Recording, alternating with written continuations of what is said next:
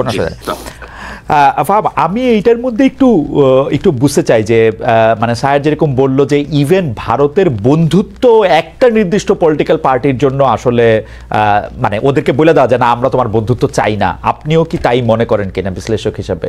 না না, আমার কাছে মনে হচ্ছে, দেখেন একটা কথা আপনাকে বলি, যেই দল কখনই ক্ষমতায় আসবে না আর যেই দল অ্যাকচুয়ালি ক্ষমতায় আসবে বলে মনে করে, এই দুইজনের স্ট্র্যাটেজি, এই দুইজনের মধ্যে দুইজনের যে ন্যারেটিভ কখনোই এক হবে না। যেমন আপনি যদি সিপিবি করেন কিংবা আপনি যদি একটা হিজবুত তাহরির করেন, সাপোজ আমি জাস্ট কথার কথা বলছি, যে এরকম আপনারা যদি আপনি জানেন যে আপনি ভোট করে সরকার গঠন করতে পারবেন, তখন আপনি অনেক আজব আজব কথা বলতে পারবেন যে ভারতের সাথে হ্যান করবো ত্যান করবো। রিয়ালিটি হচ্ছে গিয়ে ভারতের সাথে আমাদের বিজনেস যেই চালায় যেতে হবে, আমাদের ভারতের সাথে বিজনেস ইন্টারেস্ট যেগুলো সেগুলো চালাতে হবে, এগুলো হচ্ছে রিয়ালিটি। আমাদের বছরে প্রায় $1 বিলিয়ন কাছাকাছি আমরা ড্রাগ ইনগ্রেডিয়েন্ট ইম্পোর্ট করি, একটা মেজরিটি হচ্ছে ইন্ডিয়ার সাথে। তো এই ধরনের অনেকগুলো ক্রিটিক্যাল ইন্ডাস্ট্রি আছে যেগুলোতে আমাদের ভারতের উপর ডিপেন্ডেন্স আছে। তো এগুলো আমি শুধুমাত্র ব্যবসার ক্ষেত্রে বলছি যে আপনি তো সম্পর্ক নাই করে ফেলতে পারবেন না, আপনাকে এগুলো চালিয়ে যেতে হবে, এটা হচ্ছে ওয়ান পার্ট।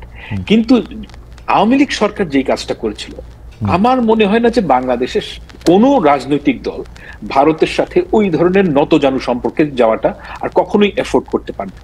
তো আমি মনে করি না যে মানে ভারতের সাথে কোনো সম্পর্ক থাকবে না, এইটা একটা ইমপ্র্যাকটিক্যাল কথা। এই ধরনের ন্যারেটিভে যাওয়াটা উচিত না, কারণ এটা প্র্যাকটিক্যাল কোনো অ্যাপ্রোচ না। কিন্তু আমি যেটা এক্সপেক্ট করি যে ভারতের সাথে বাংলাদেশের সম্পর্ক হবে দুটো সার্বভৌম রাষ্ট্রের, এবং ভারতের যে সরকারের যে স্ট্র্যাটেজি টুয়ার্ডস বাংলাদেশ, সেটা অবশ্যই প্রো পিপল পলিসি হতে হবে from the perspective of Bangladeshi people. আমি একটু বাছাতে বলি, আপনি এখন যে কথা বললেন একটা স্বাধীন দেশের কূটনীতি এর বাইরে যাইতেই পারে না, মানে এটা হয়তো বাংলাদেশের কূটনীতিতেও এই কথাটাই আসে যে আমরা এইটাই করতে চাই।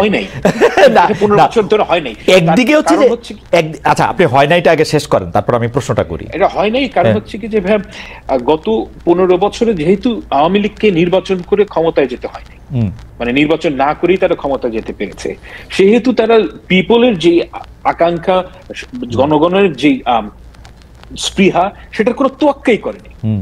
তো ওই জিনিসটা বাংলাদেশে সম্ভব না, কারণ বাংলাদেশে আমি মনে করি না যে নির্বাচন না করে আপনি ক্ষমতায় থাকবেন, যে ইন দ্য ফোরসিবল ফিউচার আপনি এটা পারবেন। ওকে, সুতরাং সেহেতু আমি বলছি যে বাংলাদেশের ভবিষ্যতে যেই সরকারে আসুক, এই ধরনের নতজানু সম্পর্কের কোনো প্রশ্নই আসে না, এবং সেটা তারা এফোর্ড করতে পারবে না, কারণ ওই জায়গায় গেলে সে পরে নির্বাচন হারবে।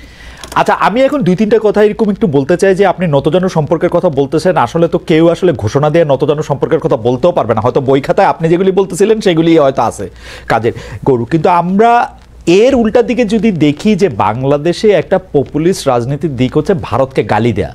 সেটা আপনি জনপ্রিয় হইতে গেলে আপনি ভারতকে একটা গালি দিতে হবে, ভারতকে আপনার যেটা আপনি শুরু করছেন যে অনেক কিছু শেষ করে দিতে হবে, সেটা বলা। বিএনপির অবস্থানটা আসলে কি হবে? কেন আমি প্রশ্ন করতেছি, বিএনপির রাজনীতি তো এই 15 বছর বাদ দিলে আমি কিন্তু ভারতের গালাগালি বা ভারতকে ইঙ্গিত করে কথা বলা সেগুলি 2-1টা এরকম ছিল না যে তা না, ছিল। কিন্তু আমরা যখন ক্ষমতায় বিএনপি গেছে 2001 থেকে 2006 যদি আমরা ধরি, সে ভারতের কাছে গ্যাস বিক্রি করে দিতে চাইছে, সে টাটার কারখানা এখানে আইনা কম দামে বিদ্যুৎ দিতে চাইছে, ভারতের সাথে সম্পর্ক উন্নয়নের জন্য এক্সট্রা মাইল গেছে। কেউ কেউ বলতে চায় যে তাইওয়ানকে স্বীকৃতি দিছে ভারতকে খুশি করার জন্য, চীনকে অখুশি করার জন্য। ওই রিয়ালিটি আর নাই, সেই রিয়ালিটি এখন আর নাই। এটার কারণ হচ্ছে কি, আমি আপনাকে একটা ঘটনা, ছোট্ট ঘটনা। 2024-এর নির্বাচনের আগে আমাকে বাংলাদেশের একজন সেনা কর্মকর্তা, আমি এখানে নাম বলছি না, তো উনি আমাকে বললেন যে উনি যোগাযোগ ছিল প্রফেশনাল কারণে, এবং আমি আপনাকে শুধু এতটুকুই বলছি যে ওনার যে প্রফেশনাল কারণে ভারতের সাথে যোগাযোগ ছিল এটা লিজিট, এটা ওনার প্রফেশনাল ক্যাপাসিটি দিয়ে হওয়ার কথা। তো ওনাকে বাংলাদেশের আওয়ামী লীগ সরকারের প্রায় 15 জন এমপি রিজিউমে সিভি দিয়েছেন ভারতে পৌঁছানোর জন্য, এবং এর মধ্যে 3 জন যেটা হিন্দিতে ট্রান্সলেট করে দিয়েছে। সিরিয়াসলি? তো বুঝতেই পারছি, এখান থেকে ট্রান্সলেট করে দিয়েছে যাতে ওখানে পৌঁছলে পড়তে সুবিধা হয়।